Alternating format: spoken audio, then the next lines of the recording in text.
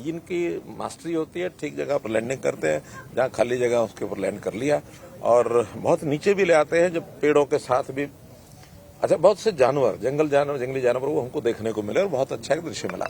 घरों के ऊपर लोग छतों पर चढ़ गए हैं, वेव कर रहे हैं, उनके लिए एक नया अनुभव था। एक एडवेंचरस स्पोर्ट्स के नाते से एक कदम आज हमने बढ़ाया है और निश्चित रूप से इसका लाभ हरियाणा का कई दृष्टि से है। बहुत से लोगों को रोजगार भी मिलता है इससे, कुछ जो हाई एंड टूरिस्ट हैं उनको इसमें चढ़ने के बाद आनंद भी मिलता है और अब ये लगातार 2 साल तक अब चलेगी। हमने इसमें 72 लाख रुपया VGF 2 साल के लिए सैंक्शन किया। सर, आम लोगों के लिए कब से बुकिंग्स वगैरह इसकी स्टार्ट हो जाएंगी? क्या फेयर्स रहेंगे? हाँ, बुकिंग 13,000 रुपया पर ट्रिप का पर पर्सन, ये इनका भी जो टिकट का चार्जेस है। जैसे मैंने बताया बड़ा हाई एंड का है ये, लेकिन जिन लोगों को जो कैपेबल हैं इस बात के, जो जिनकी पॉकेट दे सकती है, वो अपना चलेंगे चढ़ेंगे।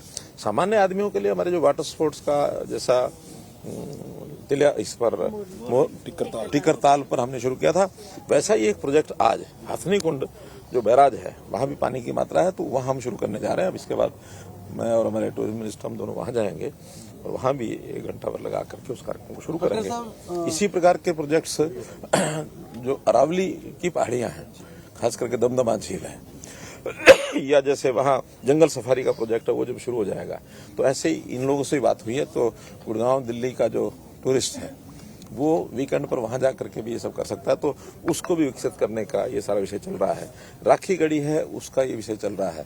अब नई खुदाई एक ये जो हमारा अग्रोहा है वहां के लिए भी हमको परमिशन मिली है, तो बहुत से ऐसा अग्रोहा के क्षेत्र के अंदर प्राचीन समय के ऐसे जो चीजें हैं खुदाई के अंदर मिलने की संभावना है, तो वो सब करेंगे। ये तो महेंद्रगढ़ जिले में नारनौल में घुसी पर्वत, वहां भी एक हमने पास किया उसको रोप वे, लगभग 13 करोड़ रुपया लगा करके रोप वे बन रहा है। ऊपर चमन ऋषि जी का आश्रम है, तो उस पर तो ऐसी जितनी भी संभावनाएं हमको मिल रही है टूरिज्म की, एक एक करके हम उसको आगे बढ़ा रहे हैं। सर, कितने हॉट एयर बलून अभी मतलब रहेंगे और टीम जो पायलट्स और सारे लोग हैं एक्सपर्ट्स की, कितने लोगों की टीम है और कहाँ? वैसे तो ये अपनी कंपनी का काम है, हमारा नहीं है उसमें, लेकिन उस कंपनी का जैसे आज हमने देखा है तो 2 तो पायलट हैं, एक उनका चीफ पायलट हमारे साथ था, तो आज तो 3 ही थे और नीचे उनका बाकी सपोर्टिंग स्टाफ है, 10-15 लोग वो भी हमने देखे हैं।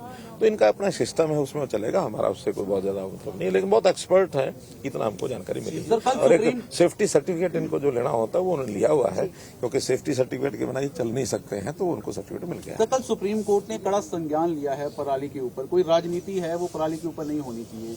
तो किस तरह से देखते हैं? हरियाणा में जरूर मामले कम हुए, लेकिन सीधे तौर पर आम आदमी पार्टी बार बार हरियाणा पर इस तरह के आरोप लगाती है, किस तरह से देखते हैं? देखिए, आपने स्वयं कहा है कि राजनीतिक विषय नहीं है, राजनीति होनी भी नहीं चाहिए।